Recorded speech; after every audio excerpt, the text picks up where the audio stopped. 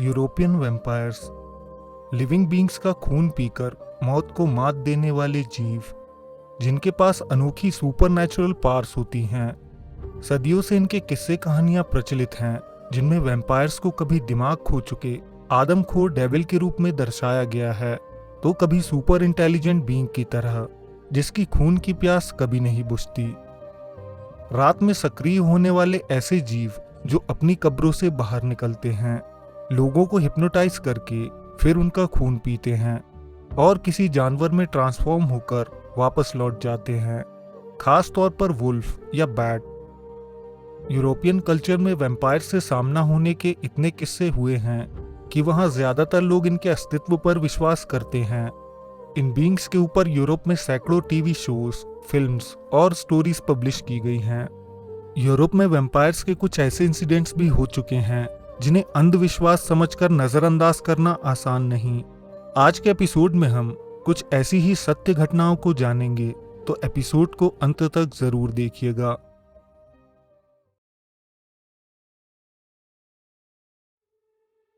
Sixteen century में eastern Europe का silicea town एक शैतानी बीइंग के खौफ से जूझ रहा था। लोगों का मानना था ये एंटिटी और कोई नहीं बल्कि कुछ ही समय पहले मरा जोहानस कॉन्शियस था। इस इंसिडेंट के बारे में हमें एंटीडोट अगेंस्ट एथिज्म नाम की बुक से जानकारी मिलती है, जिसे हेनरी मूर ने 1655 में पब्लिश किया था।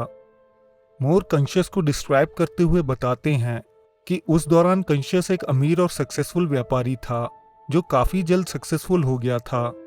उसके पोजीशन में शामिल थे 5 तंदुरुस्त घोड़े जिन्हें वो अपनी प्रॉपर्टी में ही बांध कर रखता था। एक दिन कॉन्शियस अपने सर्वेंट के साथ घोड़े के पैर पर हॉर्स शू लगाने की कोशिश कर रहा था, तभी घोड़े ने उसे जोरदार लात मारी।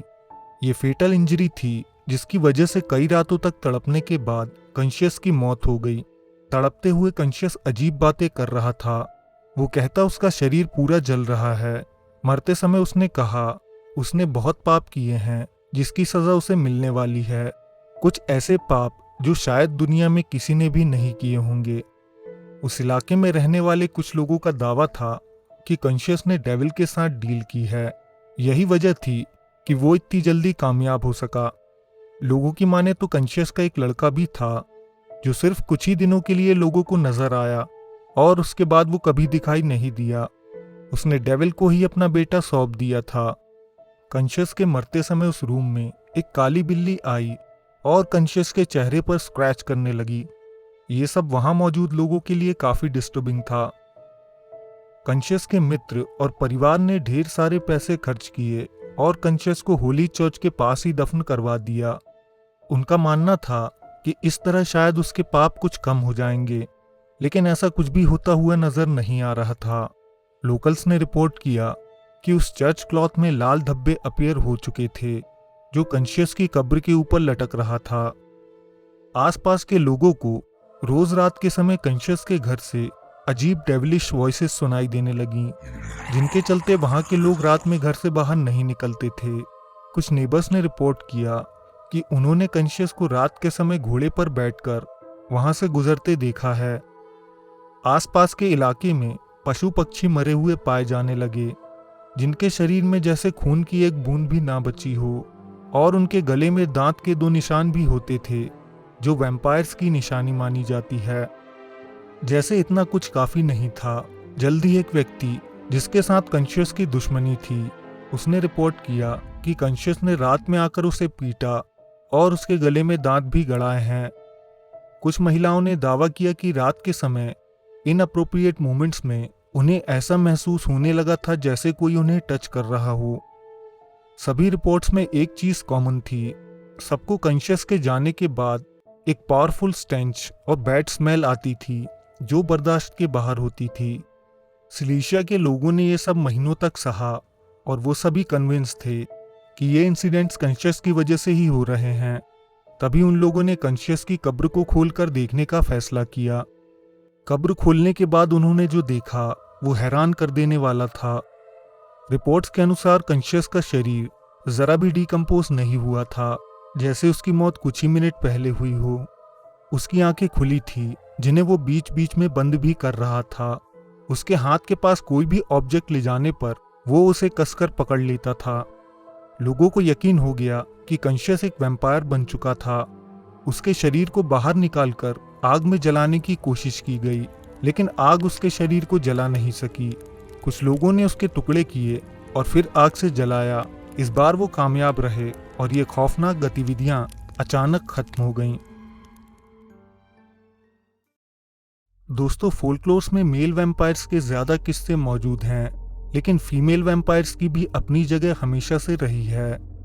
ये भी मेल वैम्पायर्स की तरह ही खतरनाक मानी जाती हैं। ये कनिंग, ब्यूटीफुल, सिडक्टिव और ब्लडथर्स्टी होती हैं, जिन्हें अलग अलग कल्चर्स में अलग अलग नाम से जाना जाता है। यो 1680 सेंट्रल यूरोप, ऑस्ट्रिया के स्टीरिया टाउन में मिर्केला कैस्ट्रीन नाम की एक लड़की अपने परिवार के साथ रहती थी। ये लोग उस जमाने के रईस लोग थे जो शाही जिंदगी बिता रहे थे। आसपास के लोगों को शक था कि मिर्केला की मां को खून पीने की आदत है, लेकिन कोई सबूत ना होने की वजह से इसे अफवाह ही माना जाता था। जब मिर्केला 18 वर्ष की हुई तब उनका खून कर दिया गया। परिवार को उनकी मौत का सदमा लगा, लेकिन उनके पेरेंट्स शायद भगवान के इस फैसले को मानना नहीं चाहते थे। कहा जाता है मिर्केला का अंतिम संस्कार सबके सामने किया गया, लेकिन रात के समय उसके पिता ने मिर्केला की बॉडी को कब्र से निकाला और वापस घर ले आए। फिर मिर्केला के शरीर को एकांत में ले जाया गया। रात के समय मिर्केला की मां ने उसके शरीर को एक खास डार्क रिचुअल के जरिए जागृत कर लिया। माना जाता है ये डेविल के साथ एक पैक्ट था, जिसकी वजह से मिर्केला वापस जी उठी। अब आसपास के लोगों को रात के समय मिर्केला दिखाई देने लगी। उस टाउन में रहने वाली जवान लड़कियों की कुछ रिपोर्ट सामने आना शुरू हुई। उन्होंने दावा किया कि मिर्केला रात को उनके घर आती थी और उन्हें मैस्मराइज करके उनका खून पीती थी। मिर्केला एक वैम्पायर बन चुकी थी और मिर्केला की मां भी एक वैम्पायर ही थी, जिसे मरने के बाद इसी तरह रेस किया गया था। माना जाता है मिर्केला और उसकी मां एलीट सोशल पार्टीज में जाकर अपने शिकार को खोजती थी और उनका शिकार करती थी। मिर्केला को जवान लड़कियों का खून पीना ही पसंद था, इसीलिए रात के समय वो अपनी खून की प्यास बुझाने हंट पर जाती थी। इन दोनों के पास लोगों को सम्मोहित करने की क्षमता मौजूद थी। उस टाउन के लोग मिर्केला की साइटिंग्स के दावे करते रहे और उसके बाद इनका क्या हुआ कोई नहीं जानता। दोस्तों, मिर्केला पहली फीमेल वैम्पायर थी जिसके लेजेंड के आधार पर कैरमिला नॉवल लिखा गया और इस पर मूवी भी बनाई गई। कहा जाता है ब्रैम स्टोकर्स ड्रैकुला की इंस्पिरेशन भी कैरमिला ही थी, जो ड्रैकुला मूवी से 25 साल पहले का नॉवल था। दोस्तों, वैम्पायर्स के किस्से अब आमतौर पर सुनाई नहीं देते, लेकिन ये एक ऐसी सुपरनैचुरल एंटिटी है जिसका लेजेंड कभी आउट ऑफ डेट नहीं हो सकता। सैकड़ों सालों से चले आ रहे इस लेजेंड को जानने की जिज्ञासा हम सबके अंदर होती है। आज के एपिसोड में बस इतना ही। वीडियो पसंद आया हो तो ज़्यादा से ज़्यादा लाइक करके हमें सपोर्ट करें, कमेंट में अपनी राय दें और अगर आप चाहें तो हमारे चैनल को सब्सक्राइब करके बेल आइकन दबा सकते हैं। हम जल्द आपसे एक नए एपिसोड के साथ मिलेंगे। धन्यवाद।